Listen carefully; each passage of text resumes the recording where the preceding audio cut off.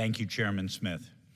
For decades under your leadership, the House Pro-Life Caucus has worked as a strong coalition for life, and I'm grateful to serve along with you as a caucus co-chairman. Today we remember the 53rd anniversary of the erroneous and lawless Supreme Court decision, Roe v. Wade, when the court held that the 14th Amendment's reference to liberty protected a right to abortion.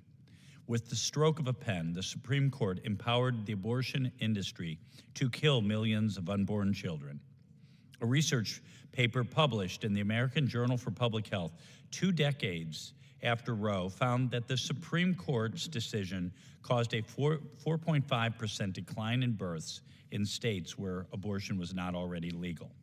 Vast numbers of babies were never born. Thankfully, the Supreme Court overturned Roe versus Wade in one of the biggest victories for life in American history. Dobbs v. Jackson rightfully upheld that the Constitution does not confer a right to abortion, returning the authority to regulate abortion to the American people and to their elected representatives. The Constitution makes no explicit reference to obtain an abortion. The Founding Fathers never intended the Constitution to give a license to kill.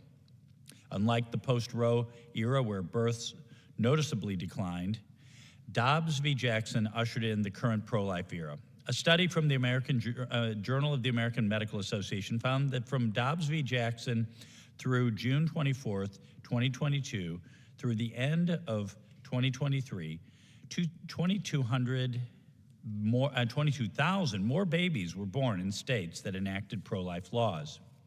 Even though Dobbs v. Jackson saved many lives, our work to defend the unborn is far from finished.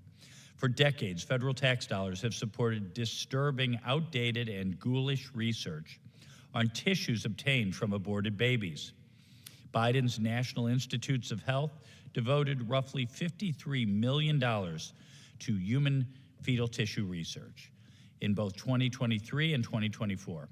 Despite spending millions of dollars on this barbaric research, it has failed to produce any meaningful medical breakthrough. Not a single therapy depends on aborted fetal tissue research. At the same time, proven ethical alternatives exist. Life-saving treatments such as insulin for diabetes and Herceptin for cancer were developed without fetal tissue research. Umbilical cord blood is used to successfully treat thousands of patients with blood disorders, and adult stem cell therapies have benefited over 1 million people worldwide, addressing cancers, blood diseases, and autoimmune diseases. There is no justification for continuing to fund research using aborted fetal tissue. That is why I introduced the Protecting Life and Integrity in Research Act, which blocks all federal funding of research using human fetal tissue obtained from an induced abortion. Earlier this year, I met with NIH Director Jay Bhattacharya to discuss this, and he agreed that it is high time to end aborted fetal tissue research at the NIH. That is why I'm happy to say today that the NIH announced that they will no longer support research with human fetal tissue. This is a huge victory, and I want to thank Dr. Bhattacharya for his work righting the ship at the NIH. Now it's time for Congress to finish the job by passing the Protecting Life and Integrity in Research Act to make this change permanent. Finally, I want to applaud the thousands of pro-life champions who will be attending tomorrow's March for Life here in Washington, D.C. Your courage and advocacy are vital to advancing the cause of life. The fight for human dignity is a worthy cause. Never give up fighting for unborn children who cannot fight for themselves. Scripture tells us that God has a plan for every human life before it comes into existence on earth.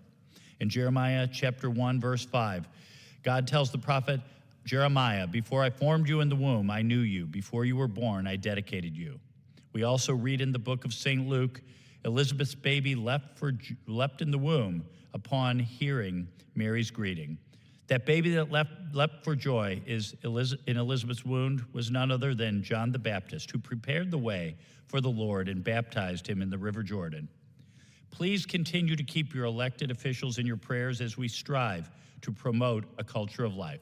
With that, I yield back.